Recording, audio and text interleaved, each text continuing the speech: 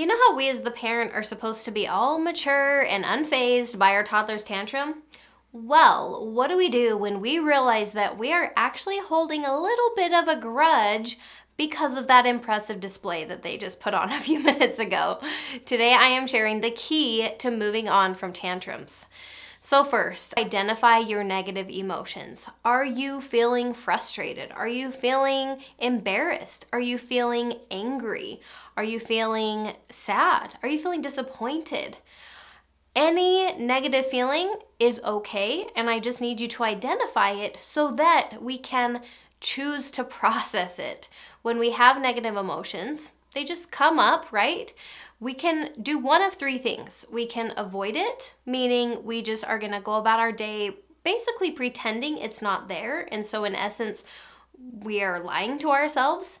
Or we can react to it. This would be lashing out at people, but let's say our toddler, lashing out at people or giving them the silent treatment, maybe withdrawing love from our toddler. Or we can choose to process the negative emotion, which really just means choosing to feel it. We as humans are so hesitant to feel negative emotions on purpose. We tell ourselves that it's really bad to feel that way, whatever way that is, which is totally not true. So the most effective way to process a feeling is to notice what's happening in your body. Just don't let your mind get involved for now. Just notice the sensation. If your brain won't shut off, just say the feeling over and over again. This is frustration. This is frustration. Once you have named the feeling, go ahead and just let the thoughts now flood your mind. This part might be a hard sell, but I am going to encourage you to write these thoughts down.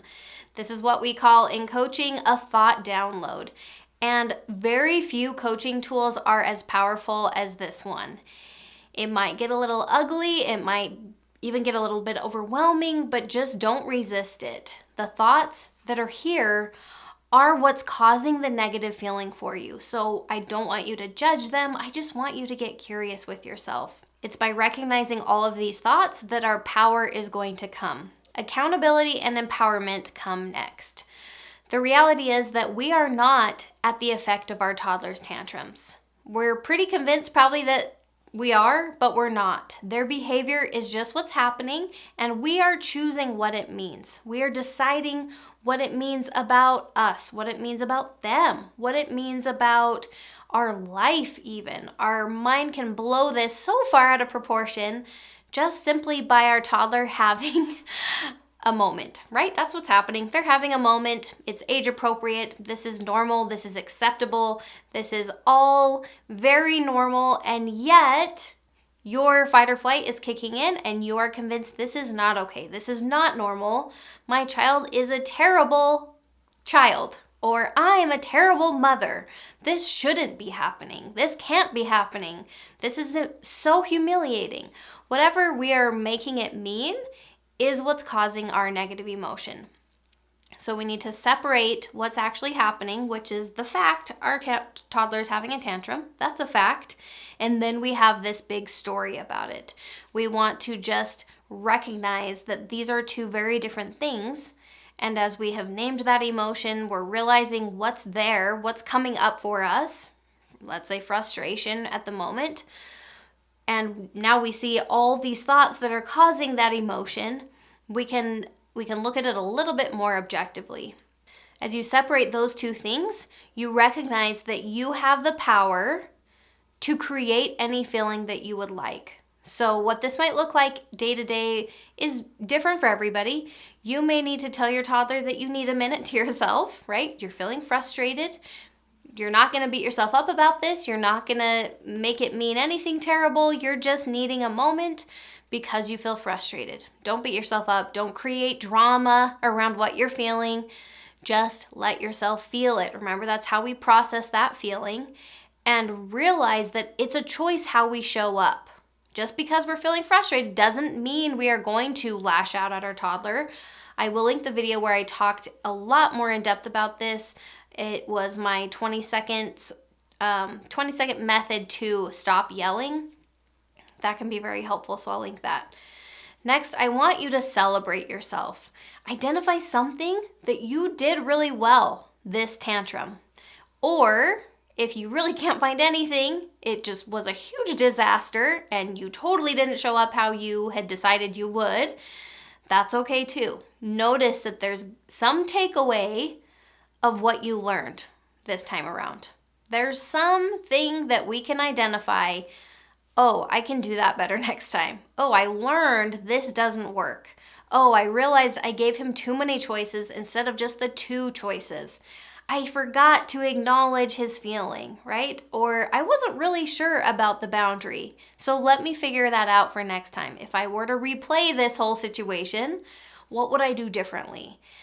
Or maybe you have something to celebrate. Man, I nailed it when I got down on his level and I acknowledged how he was feeling. We really connected in that moment. Or I totally knew exactly what the boundary was and I held firm on that. Or maybe you just didn't even give in to the tantrum. And so that is a huge win, right? There's a lot to celebrate. So after we've recognized any negative emotion, we've processed that emotion, we've allowed ourselves to feel it, we've kind of dug in a little bit deeper to see why we might be feeling that. We are ready to celebrate. Celebrate something, celebrate the learning, celebrate the growth. There is always learning happening for us and our child. So next, I want you to be future focused. What I mean by that is now is not the time to lecture your toddler. Now is not the time to remind them of what they just did. It's really not necessary to even mention it again. There's very few times where in my parenting, I feel the need to rehash something that has happened either 5 minutes ago or 5 weeks ago. It's just not going to be helpful. We want to keep things future focused, and within our ABCs, that's the point of the choice. We are trying to move all of us forward. So as you do that with your child, they had a tantrum, you did the ABCs, you've probably moved on to something else. And now this video is all about how do we kind of move on from a tantrum, because we might be holding on to some of those negative feelings from that tantrum. We've kind of started addressing ourselves. We've kind of shown ourselves some grace a little bit. We've recognized how we're feeling. We've acknowledged that it's okay to feel that way and celebrated ourselves. And now at this point, we are probably back with our toddler. Maybe it's snack time. Maybe we're making a snack and we're just kind of, still kind of bothered by their tantrum. I'm telling you, don't bring it up. You don't need to bring it up. Whatever boundary you put in place during the tantrum was the consequence. That was the discipline. That was the parenting happening. And so now we are trying to have both of us move forward. So stay future focused. And then you want to connect with your toddler.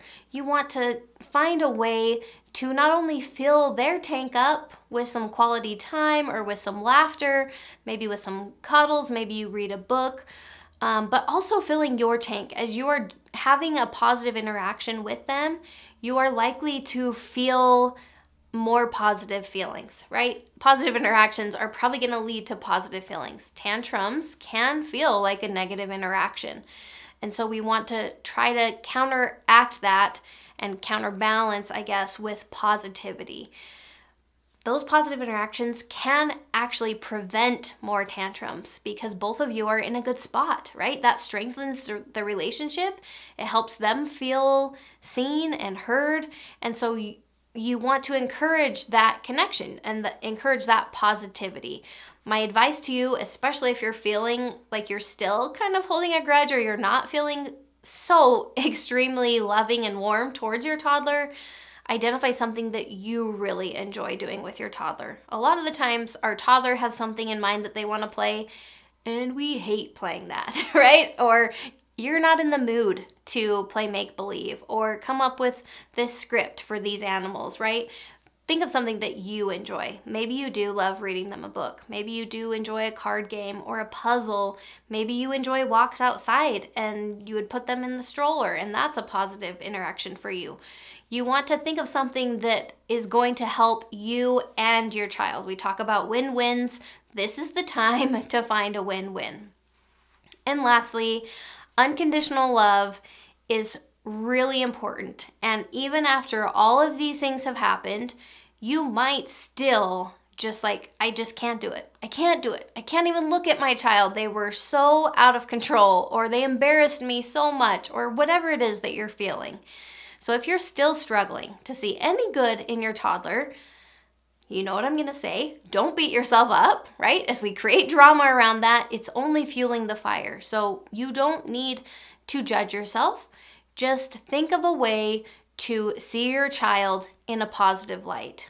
Our brains are going to find whatever it is that we're looking for.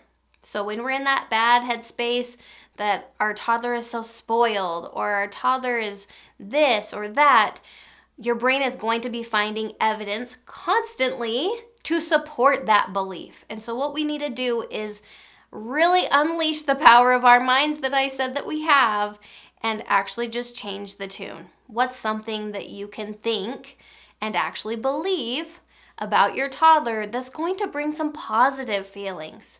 We want to feel love. We want to feel good about our toddler. And so we need to change that story. Believing this is very important. You can't just out of thin air think of something like, oh, my toddler's so well behaved, if you don't actually believe that. So think of something you do actually believe. Maybe it's that I was meant to be their mom. Maybe that does something for you. Or God loves this child. Maybe that is helpful. Or think back to a memory. He is so cute when he is taking a bath, or he is so fun when he's laughing. Anything that brings some positive feelings is what you want to focus on. And then your brain will look for more evidence to support that instead.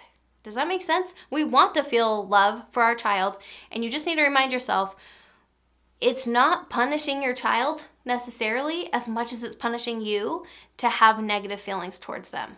You're the one living with that negative energy. So we can change that if we want to. All right, now after doing all of these steps, you might realize that all those thoughts, let's say you did your thought download, you might realize that there's a lot there, and you would really like to choose on purpose some more positive thoughts to think about your toddler's tantrums. So I'm going to link that video in case you missed it. You guys are doing amazing. You are making so much headway tackling your toddler's tantrums, and I'll just see you soon.